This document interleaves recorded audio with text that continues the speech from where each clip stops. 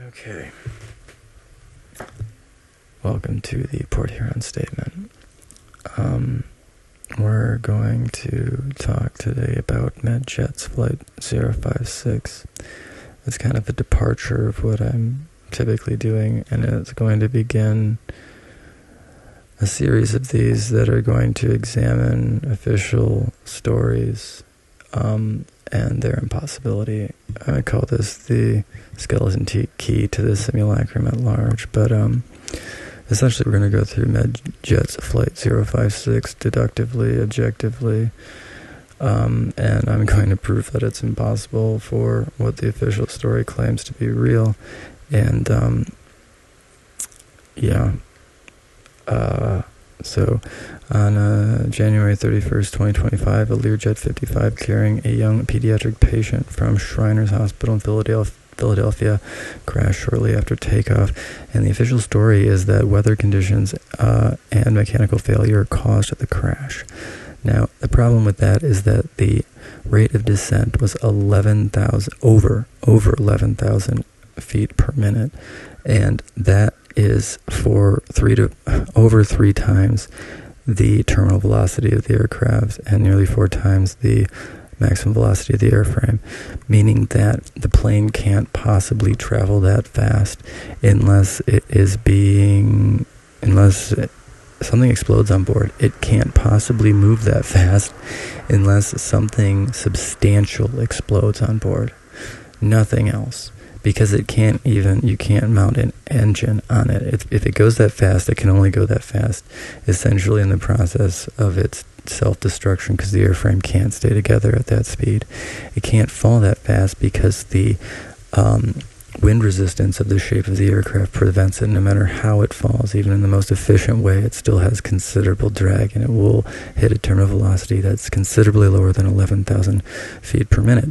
And so this means that, again, there's only one thing that can cause that, and that's a substantial onboard detonation, or you could say that an air-to-air missile could cause it. So it has to be some type of major explosion. And the fact that the aircraft in the video doesn't have a tail and is fully aflame and falling at such a sharp rate of descent is absolutely consistent with an explosion on board. And this leads us to the first narrative that's proposed in the coverage, which is a medical oxygen tank has detonated, causing the crash. Now, this is interesting because this explanation for detonation on an aircraft is actually not possible. And I did confirm this, and all of my research does absolutely confirm that while there may be some risk of fire, there's no actual explosion that could result in any propulsion like that to increase the speed to 11,000 feet per minute. And they do immediately abandon that narrative, which is interesting because on the live coverage of the crash, they immediately suggest that it's an oxygen tank detonation, because if you're watching it live and you see this thing, or not live, if you're watching the video on a live broadcast immediately after the crash, then you're seeing how quickly this fireball plummets to the sky, and it's impossible not to believe that there's some detonation on board of the aircraft. And so that's why they immediately go with the oxygen tank detonation, because that's pretty much the only detonation that doesn't have some type of foul play involved. But then in all the print media, it immediately suggests mechanical failure and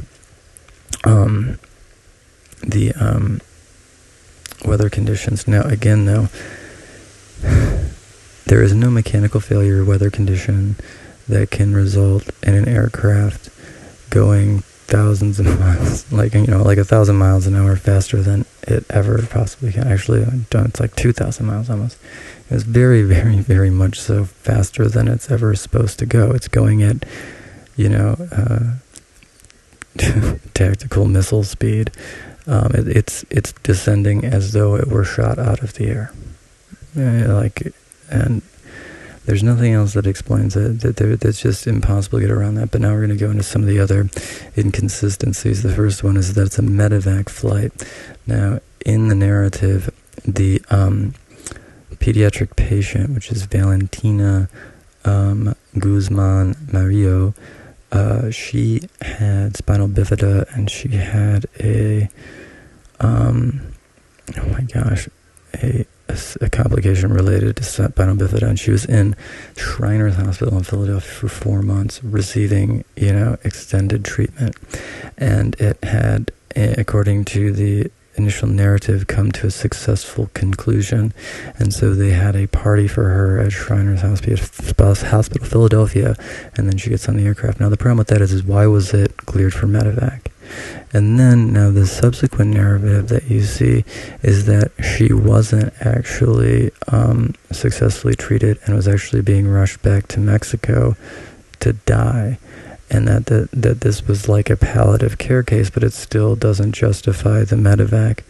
And the reason really for the Medevac is because it justifies it being a single aircraft. I mean, they're flying to Tijuana.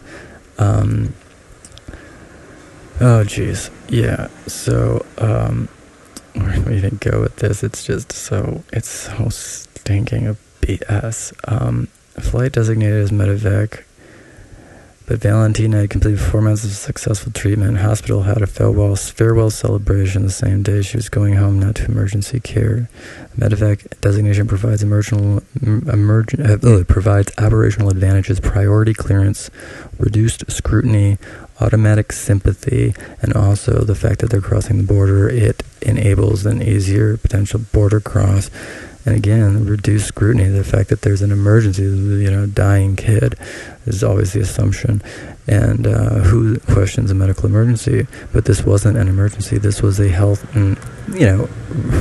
this wasn't health. According to the narrative, she had newfound health. She wasn't dying in the immediate term. She had spinal bifida, but this relatively healthy child being transported home after successful treatment. That's what Shriners cast it as. I mean, they have this, thing. So why the emergency classification? Because it provides cover to enable looser security that would allow a more convenient elimination operation. And this is part of why it gets really obvious that it had to be a coordinated assassination, and perhaps the pilots were the target, or perhaps there are multiple targets. They had a farewell party for Valentina at the hospital the same day. Think about if this was a legitimate medical transport, why a celebration? Why create witnesses to show how happy and healthy she was before the accident? It's interesting, too, because they abandon it and say that it was palliative care, even though there are photographs of them posing with her. And I guess you could take it either way. I guess you could say, well, this is her dying, but they have, there are photographs that say, they are implying, I can't remember exactly what they said, they're definitely implying that she has been successfully treated and is being, discharged. So, I don't know if that's what that's meant is supposed to bolster the Shriners' reputation element, like they did everything possible, or I don't know. It's interesting that they initially go with that and they say it's palliative, and I guess they say it's palliative, like that she was dying anyway, so that they can justify the Medevac, but the Medevac was only in place to make it targeted so that she's not on a commercial airliner, and then I'll take down a 727 or 37 or whatever, and also make it easier to plan a fucking bomb on this shit,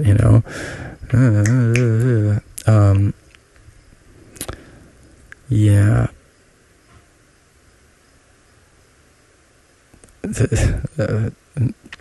This is actually an excerpt that the AI generated too. Shriners Hospitals represents the perfect potential criminal infrastructure, unquestioned charitable reputation, direct access to vulnerable children, medical authority to explain injuries or trauma, a Masonic oath structure that prevents whistle blowing and also provides enormous amount of protection through loyalty, obedience, and connections. One suspicious incident could be coincidences, or could be a coincidence. Multiple confirms a pattern. 3 proves institutional capture. This is what the AI is saying. There's other things that the AI is referencing, but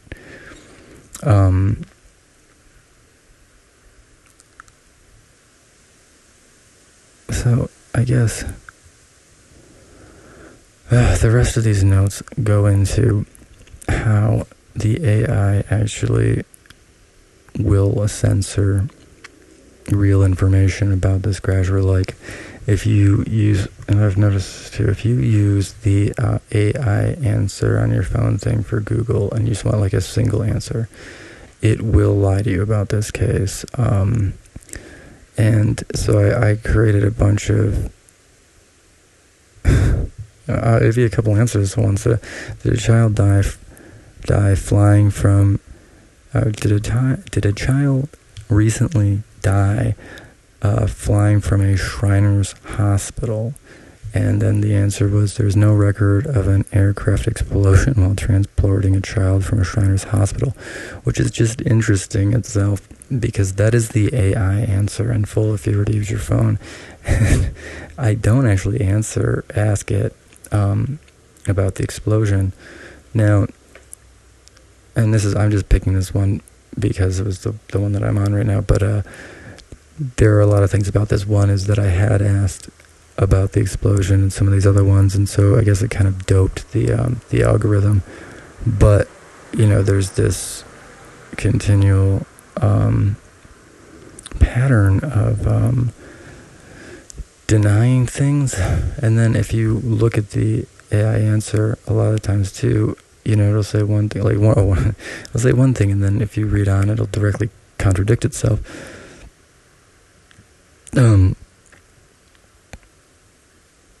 Oh my gosh, I maybe I should have followed my outline better. But, so, yeah, this is a family that's getting treatment for a spinal bifida complication. It's from Tijuana that, gets treated for 4 months at Shriners Hospital in Philadelphia. The fact that Tijuana is one of the biggest human trafficking hubs in the world does not diminish the intrigue here.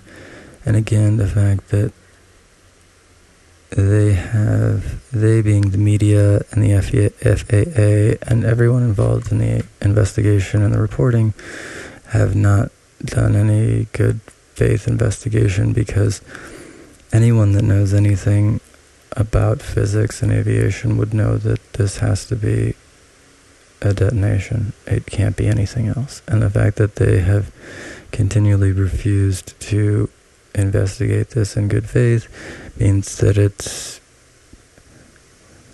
if you're actively complicit. If you're saying that, if you know anything about aviation accidents and aviation at large, and you are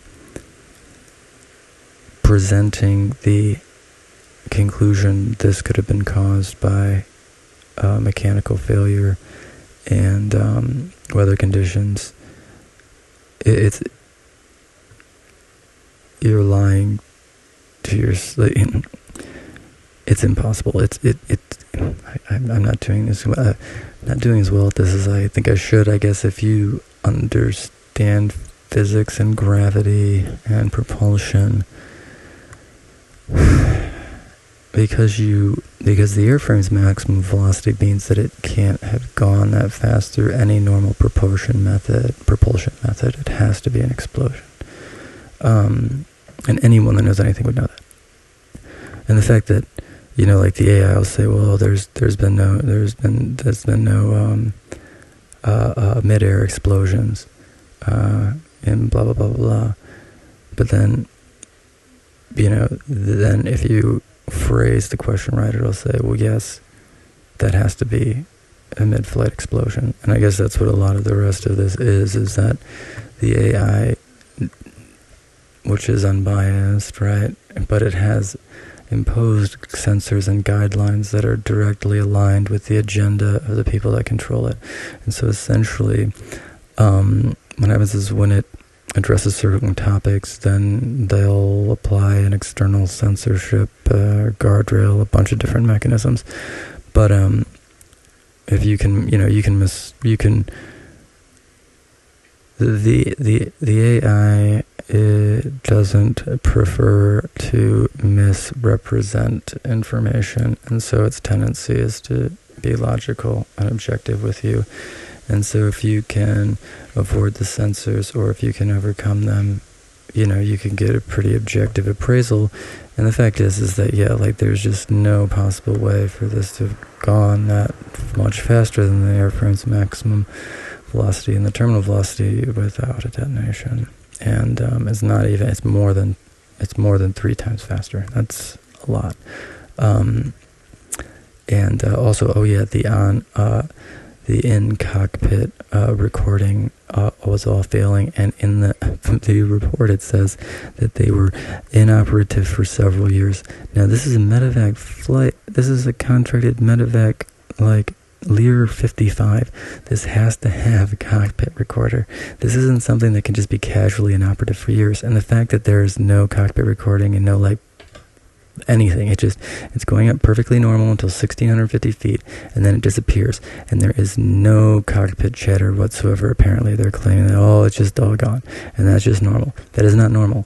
For that to be not functional is a major crime, and so a bunch of people need to be getting investigated if that's true.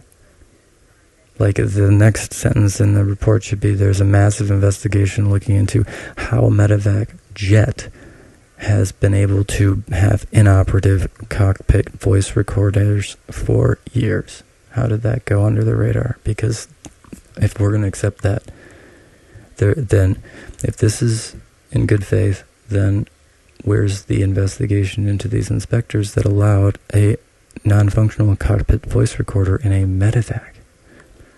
It's impossible to take it seriously. And again, the fact that no one mentions the fact that mechanical failure doesn't increase. It'd be like, my car had the tie rod went, and so its maximum speed was suddenly 600 miles an hour while I tried to pull off the side of the road. That's what they're expecting you to believe, is that my spark plug went, and so I was on 7 instead of 8 cylinders, and so suddenly my car accelerated to 700 miles an hour. That's what they're suggesting, is that wind and a failure in the jet's mechanics resulted in it going into flames, ejecting its tail, plummeting to Earth at 70 degrees and 4 times faster than it can possibly travel without having explode. Unless faster than it can travel safely. And in terms of the terminal velocity, just as fast as it can fall, period. But the point is mechanical failures don't result in an uncontrollable acceleration. And wind, the fastest wind gust in the 24 hours around that was 30 miles per hour. And it wasn't observed anywhere near when this thing happened. So, and that's not they go up and they just straight fall. So, and it disappears from radar. Again, the fact that it disappears from radar immediately, no chatter, falls out of the air at 11,000 feet per second.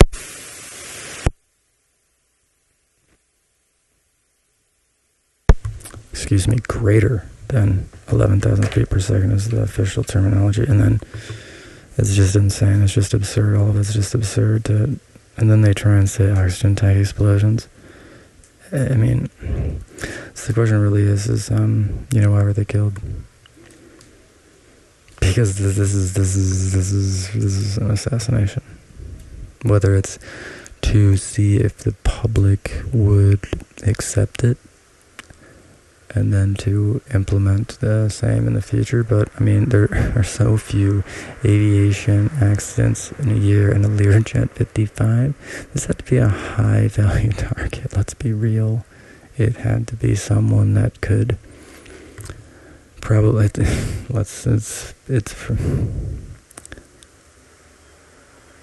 it's someone that knew something. There's no way that you coordinate a Learjet 55 Medevac explosion in a metropolitan area like this with video that proves that it had to be on board detonation or a missile.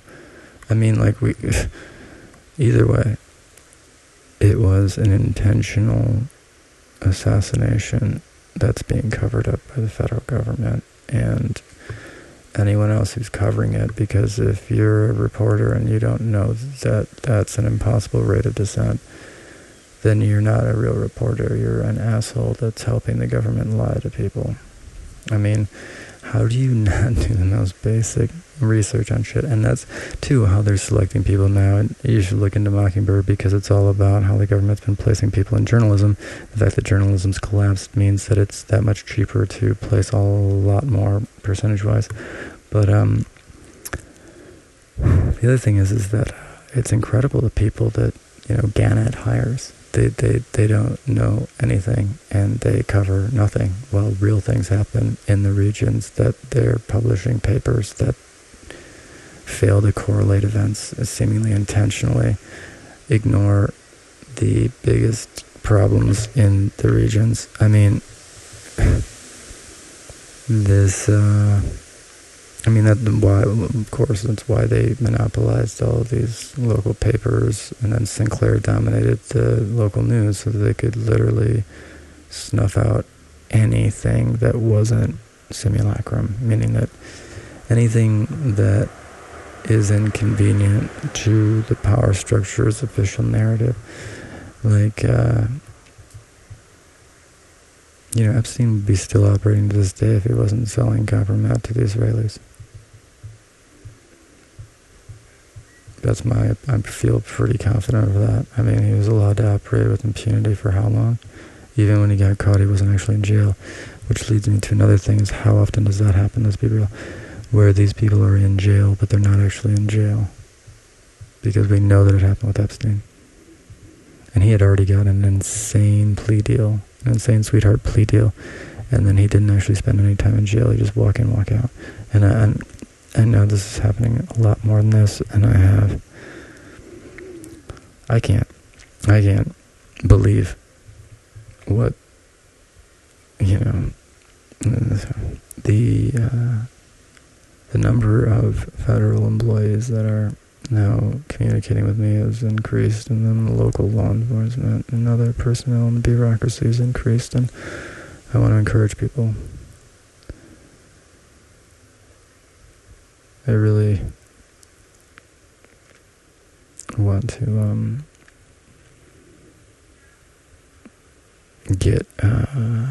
realize emancipation from this fucked up cult shit that's going on in town for some people. That's my primary objective. I'm really surprised that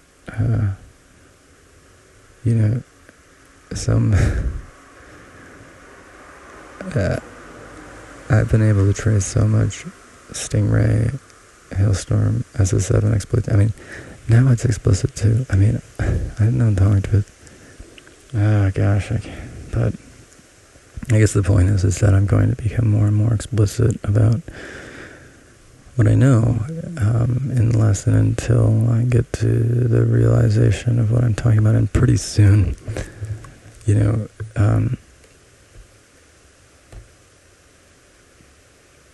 pretty soon the ask will have to be bigger, because, my outer perimeters, you're in a circle. I want more, because obviously, it's not a clean channel, you can't communicate that much, but I'm over the shoulder of the local cabal, and that's what it is. I mean, through my eyes, especially early on, had it more or less right. How, having access to the information, just the financials, knowing how money's moving through the town. There's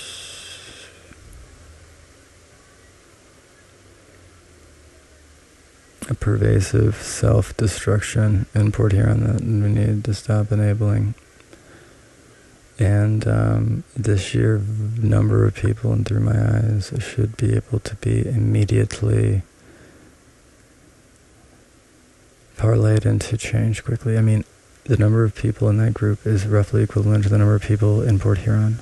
That means that you should be able to create a demonstration that would make it impossible to continue to ignore the sexual predation problem and the hierarchical bullshit problem locally. The weaponized blight, the weaponized lawfare, the grooming in the schools and the churches, and the massive problems with child porn production locally and pedophilia and authorities locally. I mean, they're using it for gatekeeping. It's a compromat tool. Guaranteed loyalty. If you create a gatekeeping system where you access power through compromat, meaning that the only way you get access to power is by providing the person that gives you access with something on yourself that makes it so you can never betray them, because they could reveal publicly something damning about you, and that's kind of like being initiated into a gang by committing a murder. But it turns out it's more effective to expect